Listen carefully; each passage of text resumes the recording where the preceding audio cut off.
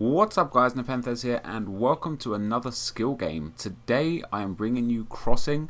This is part 5 of 8, and as there was no videos of the skill games yesterday, you're going to be getting all 4 skill games today guys. So if we could have some extra special likes and favourites, that would be absolutely insane.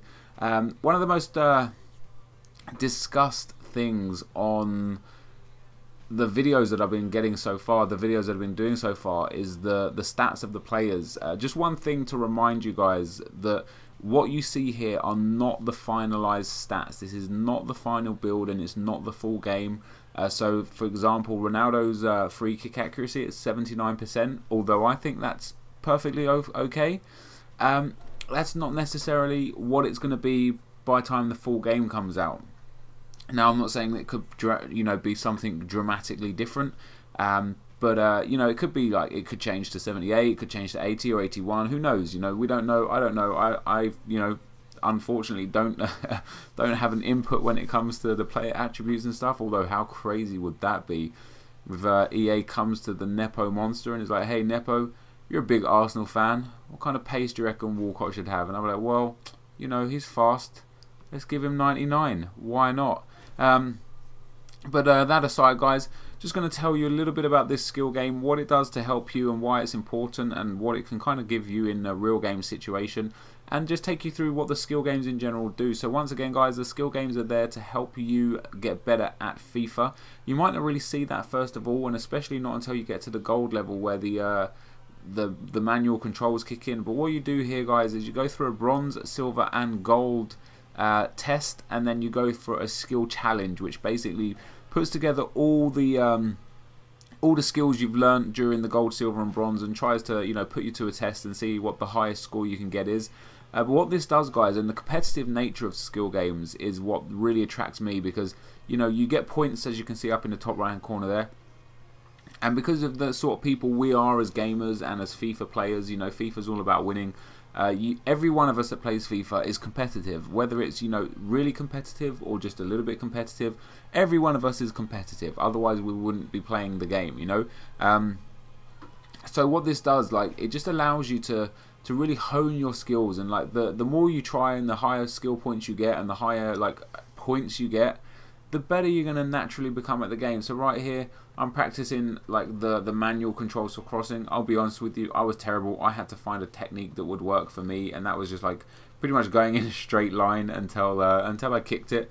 So I definitely won't be using manual crossing. That is for goddamn sure. There will be no manual crossing for me. But what I love about these skill games is you don't really realize it, but you really do take these actions that you learn within the skill games into a real game situation. For example, when I show you guys the advanced shooting, which you'll see today, you get a point where you're doing a little chip shot over some boxes, and it's really effective. It's something you may not have thought about before. When you're in a game situation, sometimes when people get to the very near post and they've got a keeper right there, they'll try and blast it, past the keeper.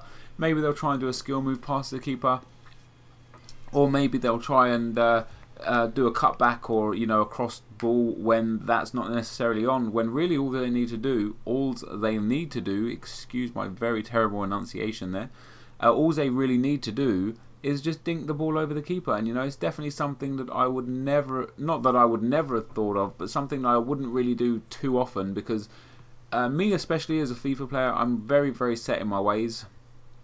Stuff that I've been doing from FIFA 98, FIFA 99, FIFA 2000, and especially when I started online gaming in FIFA 2009, the sort of stuff that I do there, you pick up so many bad habits.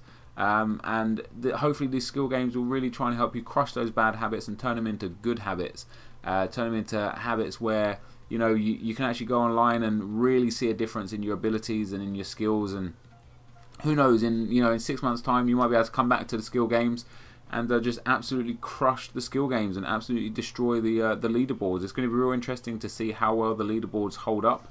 What these sort of games are like for leaderboards. COD has it all the time. They just get hacked away all the time, and it's not really the best. But you know, you still get somewhat of a true feeling of what your kind of rating is, especially amongst your friends, and everybody wants to be the best amongst their friends.